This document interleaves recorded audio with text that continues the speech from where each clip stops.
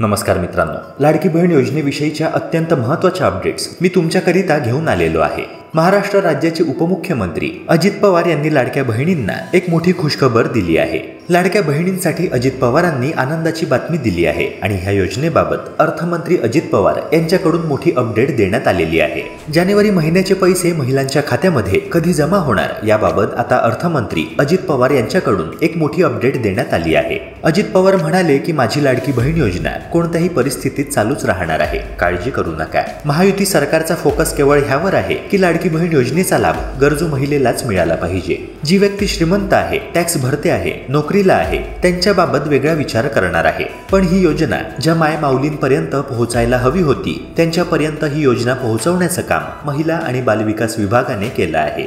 परवाच या योजनेसाठी 3700 कोटींचा चेक महिला आणि बालविकास खात्याला दिला आहे आणि 26 तारखेच्या आत लाभार्थी महिलांच्या खात्यामध्ये या योजनेचा 7वा हप्ता जमा होईल असे देखील अजित पवार यांनी म्हटले।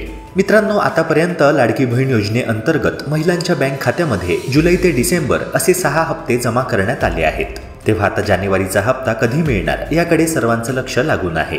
मित्रांनो, आता लाडक्या बहीण योजनेविषयीच्या अन्य महत्त्वाच्या अपडेट्स जाणून घेऊया। मित्रांनो, सध्या राज्यभरात अशा प्रकारची चर्चा सुरू आहे की ज्या महिलांनी चुकीची माहिती देऊन आतापर्यंत लाडकी बहीण योजनेचा लाभ मिळवला त्या महिलांकडून दंडासह पैसे परत घेतले जाणार आहे।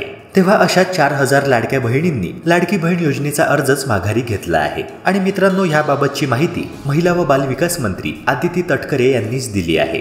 मित्रांनो, महायुती सरकारने मुख्यमंत्री लाडकी बहीण योजनेतील अर्जांची पडताळणी सुरू केली आहे आणि सरकारच्या पडताळणीत जर आपण अपात्र ठरलो आणि आपल्याला आतापर्यंत मिळालेले पैसे दंडासहित परत करावे लागले तर कसे होणार या भीतीमुळे अनेक महिला आतापासूनच लेखी अर्ज देऊन लाडकी बहीण योजनेतून बाहेर पडत आहेत आणि आतापर्यंत 4000 महिलांनी माघार घेतल्याची माहिती समोर आली आहे। आणि मित्रांनो, ह्याबाबत महिला व बालविकास मंत्री आदिती तटकरे यांनी मोठा खुलासा केला आहे।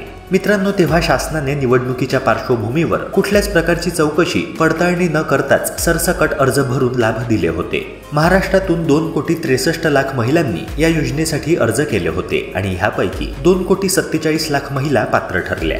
त्यातील 2,34,00,000 बहिणींना विधानसभा निवडणुकी अगोदर 5 महिने दरमहा 1,500 रुपये देण्यात आले। आतापर्यंत 9,000 रुपये लाडक्या बहिणींच्या बँक खात्यामध्ये जमा करण्यात आले। मात्र आता लाडकी बहीण योजनेतील लाभार्थी महिलांच्या अर्जांची पडताळणी होणार आहे आणि मित्रांनो, जर का ह्या चेकिंगमध्ये किंवा पडताळणीमध्ये आपण अपात्र ठरलो तर लाभाची रक्कम दंडासहित वसूल करण्यात येण्याच्या भीतीने अनेक लाभार्थी महिलांनी अर्ज मागे घेतला आहे। मित्रांनो, राज्यभरामध्ये अनेक महिला अशा आहेत ज्या सुखवस्तू कुटुंबातील आहेत, ज्यांच्या कुटुंबाचे एकत्रित वार्षिक उत्पन्न हे 2.5 लाख रुपयांच्या वर आहे। तसेच त्यांच्या कुटुंबातील एखादा सदस्य हा इन्कम टॅक्सच्या स्लॅबमध्ये येतो। अनेक महिलांच्या घरी 4 व्हीलर वाहन आहे, पण मित्रांनो, हे लाडकी बहीण योजनेच्या निकषांमध्ये बसत नाही। तेव्हा अशी चुकीची माहिती भरून अनेक महिलांनी आतापर्यंत योजनेचा लाभ मिळवला आहे। तेव्हा मित्रांनो, जर फॉर्मची पडताळणी झाली तर दंडासह रक्कम वसूल केली जाणार या भीतीने अनेक महिलांनी आपला अर्ज मागे घेतला आहे। आणि मित्रांनो, सगळ्यात शॉकिंग अपडेट म्हणजे पडताळणीनंतर 3 ते 4 लाख महिला योजनेतून अपात्र ठरतील असा अंदाज वर्तवण्यात आला आहे। याबाबतचा खुलासा करताना आदिती तटकरे म्हणाल्या की निकषाबाहेरील तक्रारी आलेल्या अर्जांबाबत पडताळणी सुरू आहे। ज्यांच्याकडे वाहने आहेत, उत्पन्न मर्यादा जास्त आहे, इतर योजनांचा लाभ घेणाऱ्या लाडक्या बहिणींनी मिळालेला लाभ परत केला आहे, त्या लाडक्या प्रामाणिक बहिणींचे मी आभार मानते। पात्र लाभाच्या पलीकडे रक्कम आल्यास बहिणीने ते परत करावे अशी आम्ही विनंती केली। नियमबाह्य पद्धतीने अर्ज दाखल करणाऱ्या बहिणींचे पैसे परत घेतले जाणार आहे। अर्ज पडताळणीमध्ये आम्हाला बोगस अर्जांबाबत माहिती मिळणार आहे। पण एक महत्त्वाची गोष्ट लक्षात घ्या की पिवळे व केशरी रेशन कार्ड धारक लाभार्थ्यांची पडताळणी होणार नाही, इतर योजनांचा लाभ घेणाऱ्यांची पडताळणी केली जाणार आहे।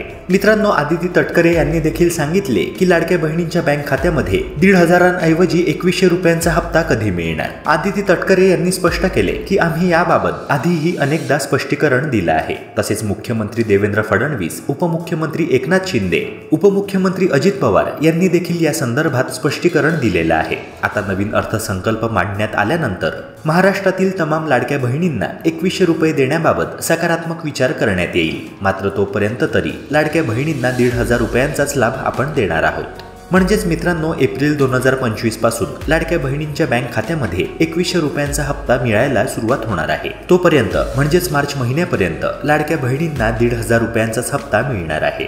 जानेवारीचा हप्ता कधी मिळणार याबाबत देखील त्यांनी भाष्य केले आहे। त्या म्हणाल्या की लाडकी बहीण योजनेचा डिसेंबर महिन्याचा हप्ता आपण 25 डिसेंबर ते 30 डिसेंबर या दरम्यान दिला आहे। आता लाडकी बहीण योजनेचा जानेवारी महिन्याचा हप्ता राज्य सरकार 26 जानेवारीच्या आधी वितरित करण्यास सुरुवात करेल। या संदर्भामध्ये आर्थिक नियोजन आम्हाला अर्थ खात्याकडून महिला व बाल विकास विभागाला प्राप्त झाला आहे।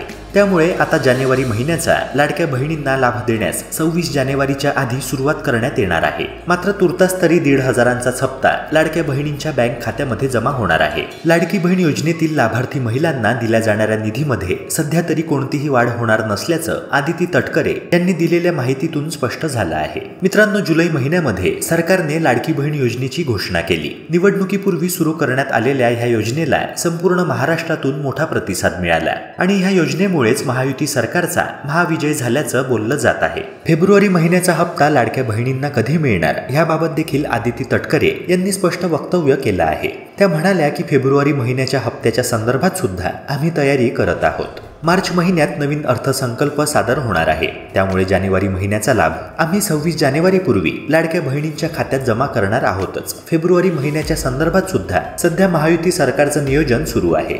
मित्रांनो, आता आपण जाणून घेऊया की ज्या महिलांना लाडकी बहीण योजनेचा फॉर्म मागे घ्यायचा आहे त्यांनी काय करायला हवे। ज्या महिलांना लाडकी बहीण योजनेचा लाभ यापुढे घ्यायचा नाहीये त्या तालुका तसेच जिल्हास्तरीय महिला आणि बाल कल्याण अधिकारी, जिल्हा महिला आणि बाल विकास अधिकारी कार्यालयात लेखी अर्ज करू शकतात। ज्या बहिणींनी या योजनेच्या निकषांनुसार पात्र न झाल्याने अर्ज रद्द करण्यास सांगितलं आहे त्यांना ladkibaheen.maharashtra.gov.in या संकेतस्थळावर जात तक्रार निवारणाचा पर्याय निवडायचा आहे आणि यात त्या या योजनेसाठी पात्र नाहीत असे सांगत ऑनलाईन तक्रार करायची आहे। मित्रांनो, ऑलरेडी या योजनेसाठी ज्यांनी चुकीचा अर्ज भरला आहे त्यांना या योजनेसाठी अपात्र ठरवण्यात आले आहे आणि त्यांना कुठल्याही परिस्थितीत या योजनेचा पुढील हप्ता मिळणार नाहीये। तर मित्रांनो, ह्या होत्या लाडकी बहीण योजनेविषयीच्या अत्यंत महत्त्वाच्या अपडेट्स। अशाच प्रकारच्या शासकीय योजनांच्या महत्त्वाच्या अपडेट्स वेळेत मिळवण्याकरिता आपल्या YouTube चॅनलला सबस्क्राईब करून बेल आयकॉनला नक्की प्रेस करा। भेटूया पुन्हा एका नव्या व्हिडिओसह। जय हिंद, जय महाराष्ट्र।